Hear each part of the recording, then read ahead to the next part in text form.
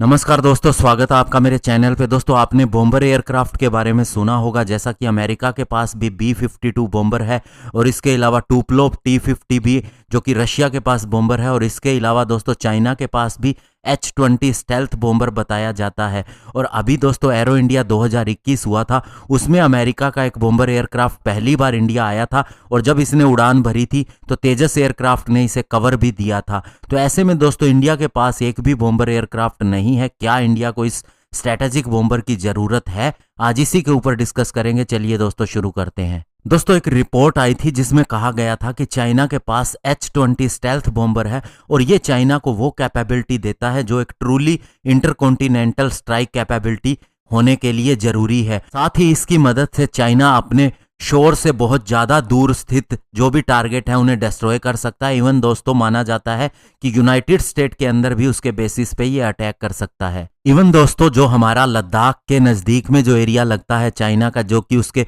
होतान और शिनजियांग के बेस है, वहां पर भी इसने इस बॉम्बर को लगा रखा है और उसने क्रूज मिसाइल भी कैरी करने की क्षमता है। और दोस्तों अगर हम बात करें स्ट्रैटेजिक बॉम्बर होता कैसा है, तो ये दोस्तों मीडियम से लॉन्ग रेंज का एक एयरक्राफ्ट होता है जो कि लार्ज अमाउंट के अंदर वेपन सिस्टम लेके जा सकता है। और बेसिकली अगर हम बात करें जो अटैक एयरक्राफ्ट या अन्य जो फाइटर बॉम्बर या टैक्टिकल बॉम्बर होते हैं, वे दुश्मन के मिलिट्री इक्विपमेंट और उसके कॉम्बैटेंट को अटैक करने के काम आते हैं। लेकिन स्ट्रैटेजिक बॉम्बर डायरेक्टली एनिमी की टेरिटरी के अंदर एंटर करते हैं और उसके major infrastructure, logistic establishment, military installation, factories, cities को तबाह करने के काम आते हैं। और दोस्तों वर्ल्ड वार 1 के दौरान जो बॉम्बर इस्तेमाल किए जाते थे वो एक्चुअल में स्ट्रैटेजिक बॉम्बर नहीं थे, ये वर्ल्ड वार 2 के दौरान में आए। और दोस्तों स्पेशली जब न्यूक्लियर वेपन सिस्टम बन गए तो उन्हें डिलीवर करने के लिए इनका इस्तेमाल किया जाने लगा। हालांकि दोस्तों ये ज्यादातर उपयोग न्यूक्लियर अटैक के लिए हुआ नहीं है अभी। और दोस्तों उसके बाद में जो मॉडर्न स्ट्राइक फाइटर थे उनके अंदर भी कैपेबिलिटी आ गई कि वे न्यूक्लियर स्ट्राइक कर सके, जैसा कि फ्रांस हमेशा ही तैयार रहता था अपने मिराज 4 के साथ में। और अभी इंडिया के पास सुखोई 30 MKI, मिराज 2000, जगुआर और राफेल ऐसे ही स्ट्रैटेजिक न्यूक्लियर डिलीवरी कैपेबिलिटी वाले फाइटर जेट हैं। और अभी राफेल फाइटर जेट भी आ गया है। दोस्तों अगर हम पास्ट से लेके अभी तक देखें तो टैक्टिकल बॉम्बिंग, एरियल बॉम्बिंग और इसके अलावा इनिशियल स्ट्रैटेजिक बॉम्बिंग के लिए अलग अलग तरह के एयरक्राफ्ट इवॉल्व होते रहे हैं और उनका इस्तेमाल किया जाता रहा है। हालांकि वर्ल्ड वार 2 के बाद में हैवी बॉम्बर ज्यादा आ गए थे और कोल्ड वार के समय में भी स्ट्रैटेजिक बॉम्बर का काफी बड़ा रोल रहा। और एक तरफ यूएस और यूके दोनों ही अपने बॉम्बर तैयार रखते थे और दूसरी तरफ सोवियत यूनियन भी अपने स्ट्रैटेजिक बॉम्बर को टेक ऑफ के लिए तैयार रखता था। और दोस्तों अगर हम अभी की बात करें तो अभी B-1B लैंसर, टुपोलेव Tu-160 और नॉर्थरोप ग्रूमन का B-2 स्पिरिट डिजाइन बॉम्बर है जो कि दोस्तों स्टेल्थ टेक्नोलॉजी से भी लैस है। और अभी इनके अंदर क्रूज मिसाइल से लेके स्टैंड ऑफ वेपन तक भी शामिल हैं। और दोस्तों अगर वेपन ले जाने की क्षमता की बात करें तो बोइंग का B-50 13,000 kilogram, Tupolev Tu-60 9,000 kilogram, Tupolev Tu-95 25,000 kilogram और बोइंग का B-52 बॉम्बर 32,000 किलोग्राम का लोड लेके जा सकता है। और अगर फ्यूचर की बात करें तो यूएस के नॉर्थरोप ग्रूमन का B-21 अभी अंडर डेवलपमेंट है। ये आने वाले समय में B-2 और B-1 एयरक्राफ्ट को रिप्लेस करेगा और 2037 के लिए माना जा रहा है कि इसे लाया जाएगा। और वहीं चाइना की बात करें तो उसका शियान H-20 जो अंडर डेवलपमेंट स्टेल्थ बॉम्बर है, ये भी आने वाले समय में आएगा। और ये एक सबसोनिक स्टेल्थ बॉम्बर होगा और माना जा रहा है ये अमेरिका के B-2 स्पिरिट बॉम्बर के जैसा ही दिखता है। और रशिया का भी पाक DA एयरक्राफ्ट जो आएगा वो न्यूक्लियर वेपन भी लेके जा सकेगा और माना जा रहा है 2025 में ये सर्विस में एंट्री करेगा। और इसके अलावा चाइना ने शियान H-6 के नाम से भी, जो कि दोस्तों सोवियत Tu-16 के ही लाइसेंस वर्जन है,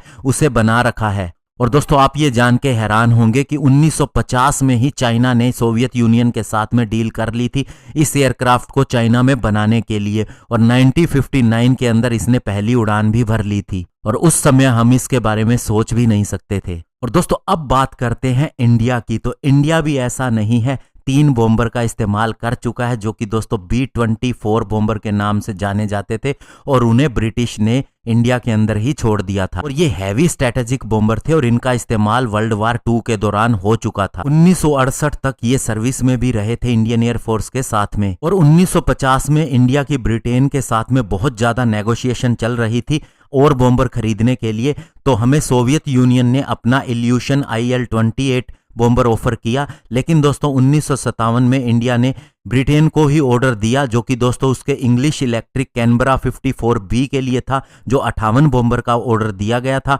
8 PR-57 फोटो रिकनेसेंस एयरक्राफ्ट के लिए और 6 T-4 ट्रेनिंग एयरक्राफ्ट के लिए भी, जो इनिशियली हमने प्रोक्योर किए थे और बाकी बाद में। और 1962 के युद्ध के अंदर इन्होंने हमारी बहुत मदद की थी पाकिस्तान के अंदर बॉम्बिंग करने के लिए, और फाइनली 11 मई 2007 को ये 50 साल की सर्विस देने के बाद में रिटायर हो गए, और उसके बाद में दोस्तों इसके लिए आगे डील नहीं की गई। तो दोस्तों अब बात आती है कि चाइना के पास H-6 बॉम्बर है और ये लद्दाख एरिया के पास में जो उसके एयरबेस है वहां लगाया जा चुका है। तो ऐसे में क्या इंडिया को एक बॉम्बर की जरूरत नहीं है? हालांकि दोस्तों इस बॉम्बर को कहा जाता है कि इसका रडार क्रॉस सेक्शन बहुत ही कम है, हमारे रडार के द्वारा यह पकड़ के अंदर नहीं आएगा। लेकिन दोस्तों ऐसा भी नहीं है कि यह बिल्कुल ही पकड़ के अंदर ना आए। चाइना की एयरफोर्स की क्या हालत है ये हम जानते हैं, और अगर दोस्तों इसने उड़ान भरी इंडिया के ऊपर और इसे डिस्ट्रॉय किया तो चाइना को नुकसान भी 6 गुना होगा। फिर भी दोस्तों ये इंडिया के लिए खतरा हो सकते हैं, और ऐसे में अगर लॉन्ग रन में देखा जाए तो इंडिया को भी एक बॉम्बर को डेवलप करना चाहिए और इसके साथ में अन्य रोल भी जोड़ दिए जाने चाहिए। फ्यूचर की अगर बात करें तो डायरेक्ट एनर्जी वेपन का ज्यादा रोल होगा, और बॉम्बर क्लास का जो एयरक्राफ्ट है उसके अंदर भी बहुत ज्यादा पोटेंशियल होगा, और ये आने वाले समय में स्मॉल सैटेलाइट को लॉन्च करने का भी एक माध्यम बन सकता है। अभी इंडिया के पास 31 स्क्वाड्रन है और हमें 42 स्क्वाड्रन तक पहुंचना है, तो ऐसे में काफी ज्यादा फंड भी इसके अंदर लगेगा और समय भी कम से कम 1 दशक का लगेगा। और दोस्तों जो डिफेंस एनालिस्ट है वो ये कहते हैं कि हमें कम से कम 20 ऐसे स्ट्रेटेजिक बॉम्बर को खरीद लेना चाहिए, चाहे अमेरिका से चाहे रशिया से। और इसके अलावा एक ऑप्शन ये भी है कि जो रशिया अपना स्टेल्थ बॉम्बर पाक-डा के ऊपर काम कर रहा है उसके अंदर हमें भी ज्वाइन कर लेना चाहिए। इससे हमें स्ट्रेटेजिक बॉम्बर भी मिलेगा, उसकी टेक्नोलॉजी भी मिलेगी और खुद डेवलप करने का हमारा समय भी बचेगा। तो ऐसे में दोस्तों ये इंडिया को या इंडियन एयरफोर्स को देखना होगा कि उनका डिसीजन क्या होता है। लेकिन अभी जो 5th जनरेशन फाइटर जेट के ऊपर काम चल रहा है और अन्य फाइटर जेट पे, तो इंडिया को बिल्कुल भी घबराने की जरूरत नहीं है। धन्यवाद, जय हिंद।